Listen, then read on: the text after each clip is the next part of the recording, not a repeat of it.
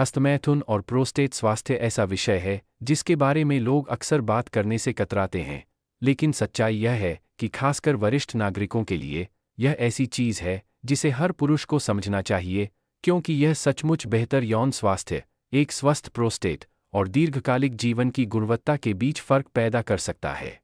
तो अगर आप अभी यह देख रहे हैं, तो मैं चाहता हूं कि आप उस लाइक बटन को दबाएं ताकि पुरुषों के स्वास्थ्य पर खुली बातचीत का समर्थन हो, और नीचे एक टिप्पणी छोड़ें कि आपके मन में प्रोस्टेट देखभाल को लेकर क्या सवाल हैं, क्योंकि संभव है कि आपका सवाल किसी और पुरुष की मदद कर दे जो अभी यह देख रहा हो लेकिन पूछने में शर्म महसूस कर रहा हो। तो चलिए शुरू करते हैं। जैसे जैसे हम उम्रदराज होते हैं, प्रोस्टेट ग्रंथि, यह छोटी अखरोट के आकार की ग्रंथि जो मूत्राशय के ठीक नीचे स्थित होती है और मूत्रमार्ग को घेरती है, ऐसी स्थितियों के प्रति अधिक संवेदनशील हो जाती है, जैसे कि सौम्य प्रोस्टेटिक हाइपरप्लासिया (BPH), जो बार बार पेशाब और कमजोर मूत्र प्रवाह का कारण बनता है, प्रोस्टेटाइटिस, जो दर्दनाक सूजन है, और निश्चित रूप से सबसे बड़ी चिंता का विषय, प्रोस्टेट कैंसर। अब सवाल यह है कि इसमें हस्तमैथुन की क्या भूमिका है। खैर, कई अध्ययनों ने यह जांचा है कि क्या स्खलन की आवृत्ति, चाहे सेक्स के माध्यम से हो या हस्तमैथुन से, प्रोस्टेट स्वास्थ्य को प्रभावित करती है, और निष्कर्ष दोनों ही आकर्षक और व्यावहारिक हैं। 2016 में यूरोपियन यूरोलॉजी में प्रकाशित एक ऐतिहासिक अध्ययन जिसमें लगभग 30,000 पुरुषों को करीब 2 दशकों तक ट्रैक किया गया, पाया गया कि जो पुरुष प्रति माह कम से कम 21 बार स्खलन करते थे, उनमें प्रोस्टेट कैंसर विकसित होने का जोखिम उन पुरुषों की तुलना में काफ़ी कम था जो केवल 4 से 7 बार प्रति माह स्खलन करते थे। सिद्धांत सरल है, स्खलन प्रोस्टेट से संभावित कार्सिनोजन या हानिकारक पदार्थों को फ्लश आउट करने में मदद कर सकता है, जिससे तरल का ठहराव कम होता है और हानिकारक कोशिकीय परिवर्तनों की संभावना घटती है। इसे प्लम्बिंग की तरह समझें, अगर पानी लंबे समय तक पाइप में ठहर जाए तो जमाव और जंग हो सकती है। उसी तरह नियमित स्खलन तरल को चलते रहने देकर प्रोस्टेट को स्वस्थ रखने में मदद कर सकता है। अब यह स्पष्ट कर दें, हस्तमैथुन कोई जादुई इलाज नहीं है और यह गारंटी नहीं देता कि आपको कभी प्रोस्टेट की समस्या नहीं होगी, लेकिन विज्ञान लगातार यह दिखाता है कि स्वस्थ यौन गतिविधि और प्रोस्टेट कैंसर के कम जोखिम के बीच संबंध है। इसके अलावा हस्तमैथुन के वरिष्ठ नागरिकों के लिए अन्य फायदे भी हैं। यह रक्त प्रवाह को लिंग तक पहुंचाकर स्तंभन क्षमता बनाए रखने में मदद करता है। यह एंडोर्फिन रिलीज करता है जो तनाव कम करते हैं और नींद को बेहतर बनाते हैं, और यह श्रोणि तल की मांसपेशियों के स्वास्थ्य को समर्थन देता है, जिससे मूत्र संबंधी समस्याएं भी कम हो सकती हैं। और एक और परत यह है, किसी भी प्रकार की यौन गतिविधि टेस्टोस्टेरोन विनियमन का समर्थन करती है। हालांकि उम्र के साथ टेस्टोस्टेरोन का स्तर स्वाभाविक रूप से कम होता है, लेकिन जो पुरुष स्वस्थ यौन दिनचर्या बनाए रखते हैं, उनमें हार्मोनल संतुलन अधिक स्थिर होता है, जो बेहतर मूड, मजबूत हड्डियों और यहां तक कि तेज संज्ञान में योगदान देता है। अब मुझे पता है कि कुछ पुरुष चिंतित होते हैं कि बुढ़ापे में हस्तमैथुन बहुत ज्यादा हो सकता है, लेकिन सच्चाई यह है कि जब तक यह आपके दैनिक जीवन में हस्तक्षेप नहीं कर रहा है या शारीरिक असुविधा पैदा नहीं कर रहा है, इसमें कोई चिकित्सीय नुकसान नहीं है।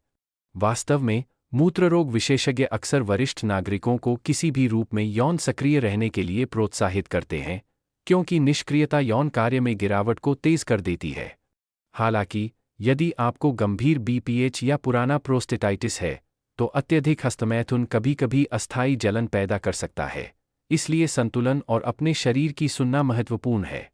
अब कमरे के हाथी की बात करें, मिथक। सबसे बड़ा मिथक यह है कि हस्तमैथुन से प्रोस्टेट कैंसर होता है। यह बिल्कुल झूठ है। वास्तव में डेटा विपरीत दिशा की ओर इशारा करता है। एक और मिथक यह है कि हस्तमैथुन प्रोस्टेट को कमजोर करता है या ऊर्जा को निचोड़ देता है। यह भी असत्य है।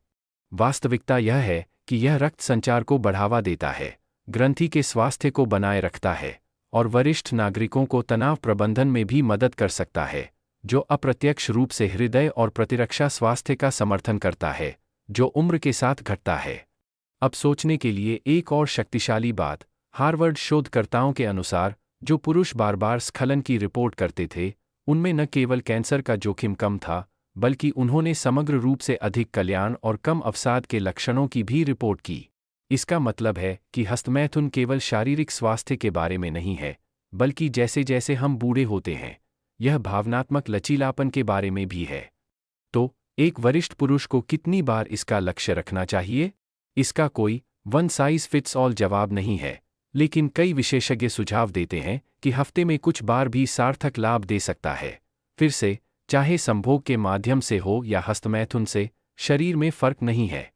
अगर आप स्तंभन दोष या कम कामेच्छा से जूझ रहे हैं, तो इसे अंत न समझें। हस्तमैथुन वास्तव में अपने शरीर के साथ दोबारा जुड़ने का एक बिना दबाव का तरीका हो सकता है, और इसे नियमित व्यायाम, एंटीऑक्सीडेंट से भरपूर आहार और अच्छी नींद की दिनचर्या जैसे जीवनशैली कारकों के साथ जोड़ने से फायदे और बढ़ जाते हैं। अब जीवनशैली के बारे में बात करते हैं, क्योंकि आपके प्रोस्टेट का स्वास्थ्य केवल यौन गतिविधि से निर्धारित नहीं होता। प्रोसेस्ड मीट और डेयरी से भरपूर आहार उच्च प्रोस्टेट जोखिम से जुड़ा हुआ है, जबकि टमाटर, क्रूसीफेरस सब्जियां जैसे ब्रोकोली, ग्रीन टी और ओमेगा-3 फैटी एसिड से भरपूर आहार सुरक्षात्मक प्रभाव दिखाते हैं।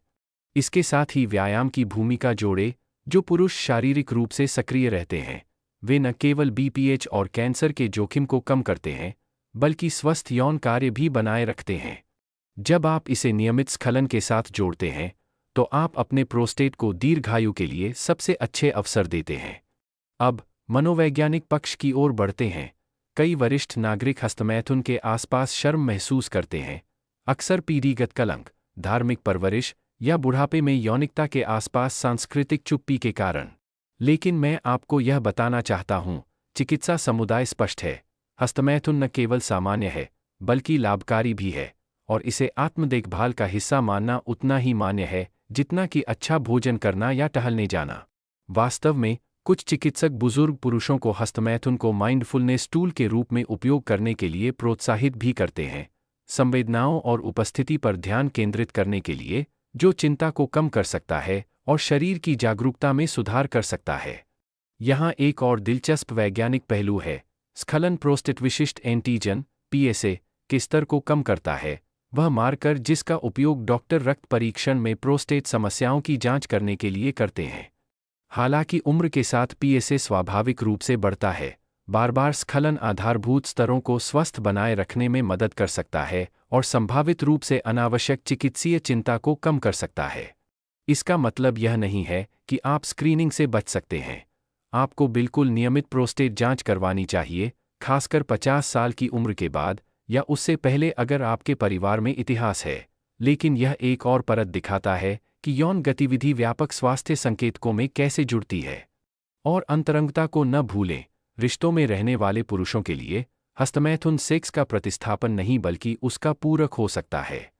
कई बुजुर्ग जोड़े असमान कामेच्छा, स्वास्थ्य स्थितियों या शारीरिक सीमाओं का सामना करते हैं, और हस्तमैथुन ज़रूरतों को पूरा करने का एक सुरक्षित, बिना दबाव का तरीका बन जाता है, जबकि संभव होने पर साथी के साथ निकटता का आनंद भी लेते हैं। इसके बारे में खुली बातचीत अक्सर रिश्तों को कमज़ोर करने के बजाय मजबूत करती है। अब उन संदेहवादियों के लिए जो कहते हैं, मेरी उम्र में क्या यह सच में मायने रखता है, इसका जवाब है जोरदार हाँ। आपका प्रोस्टेट जीवन भर आपके मूत्र स्वास्थ्य, यौन स्वास्थ्य और समग्र आराम को प्रभावित करता रहता है। सिर्फ इसलिए इसे नज़रअंदाज करना कि आप बूढ़े हो गए हैं, वैसा ही है जैसे अपने हृदय स्वास्थ्य को नज़रअंदाज करना, यह महत्वपूर्ण होना बंद नहीं करता। वास्तव में, प्रोस्टेट कैंसर 65 वर्ष से अधिक उम्र के पुरुषों में सबसे आम है, जिसका मतलब है कि यह बातचीत वरिष्ठ नागरिकों के लिए विशेष रूप से आवश्यक है।